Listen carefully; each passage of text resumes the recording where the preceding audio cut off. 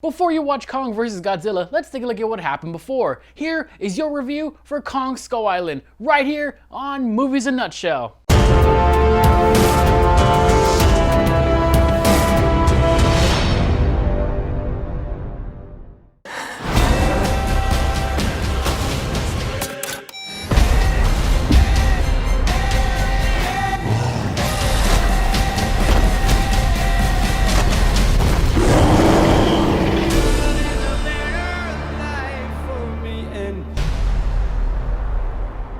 Hello and welcome to Movies in a Nutshell, where we talk about movies in a quick way so you can get on with your day. I'm your amazing, spectacular host, Detective Artemis, and before we go on, you hit that thumbs up button because I know it, you know it, Mighty Joe Young knows it. You really want to like this. Please? Some quick updates. I will have a review for Kong vs. Godzilla, so don't you worry. I also did a review for Godzilla King of the Monsters way back then, so if you haven't seen it, do so now. And we also have a video from our good friend Ryan from What Were You Watching on Chopping Mall, so stay tuned and make sure you hit that notification bell so you don't miss any of our award-winning content. You're welcome. Directed by Jordan Vogt Roberts, who will also be directing the upcoming Metal Gear Solid movie, and sorta dresses up like a hipster douche, comes the most recent iteration of the iconic monster, King Kong. Anyone notice that when King Kong is walking around, he's naked, so we don't see his penis or anything? Like, does anyone else not want to see King Kong's dong? Or is it just me? It's probably just me. Cut that out, please. Let's edit that out. The movie also stars John Goodman and half of the MCU cast. It also has Toby Kebbell, who played Dr. Doom in the worst of all the bad Fantastic Four movies. He also did the mocap for Kong himself. Now, this isn't the first time he's mocapped an ape. He was also Koba in Dawn of the Planet of the Apes, alongside Andy Serkis, who played Caesar in that same movie. And coincidentally, Andy Serkis mocapped Kong for Peter Jackson's 2005 film. Full circle, bitches. Our story here is about a cryptozoologist named Bill Randa, played by Mr. Connor, Fred Flintstone, John Goodman himself, gathering a military escort team to survey an undiscovered island during the Vietnam War. Nam, man. Nam. The island itself is surrounded by a harsh storm, which is why no one has found it after all these years. So they get through it, and everything goes all swimmingly until they come across the monkey god himself. And he ain't fucking around. No monkey business here. Yeah, pun intended. Now, Kong is pretty pissed because they came into his home and just started dropping bombs out of nowhere. Now, you don't go into someone's house and just start dropping bombs. That's impolite. The only acceptable time to do it is when you go to someone's house and you drop a fart and then you have to bail because it's so putrid that you can't even sit through it. How did we get here?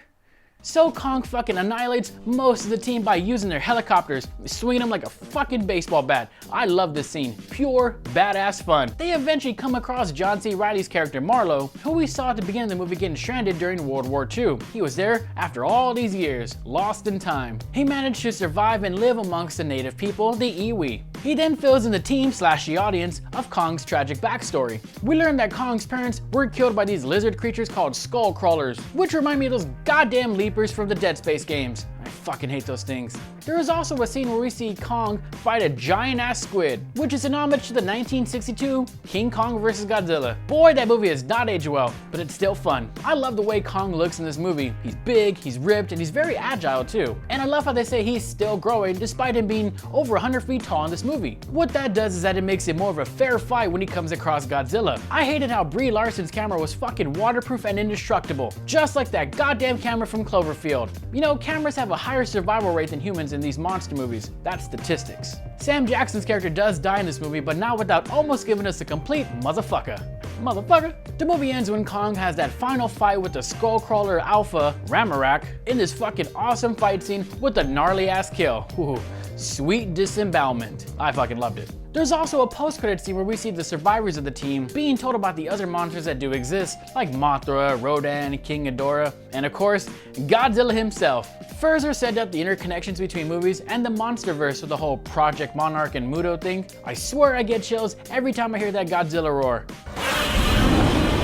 Now it's time to rate the movie, so let's bring out the ratings bar. We have awesome must watch, damn fine movie, good dumb fun, watching your board, and avoid at all costs. To me, this movie was everything that it needed to be. Pure badass entertainment. Even though the human characters' arcs were underdeveloped, it still doesn't take away from the movie itself. Because in these monster movies, no one gives a damn about the humans, and I'm alright with that. It doesn't have to be that deep. I mean, if a movie does it, that's awesome. But it's also not a requirement for this movie to be enjoyed. Plus, the visuals were awesome and there were some breathtaking shots. And now finally, finally watching this movie, I am even more stoked for Kong vs. Godzilla. Bring it on. So I hereby declare Kong Skull Island good dumb fun. So what did you think of Kong Skull Island? And who do you think will win between him and Godzilla? Personally, my money's on old atomic breath Mr. Zilla. So let me know in the comments down below, and don't forget to leave a like, share, and subscribe to this amazing channel. I am Detective Artemis, and it sounds like a bird, but it's a fucking ant.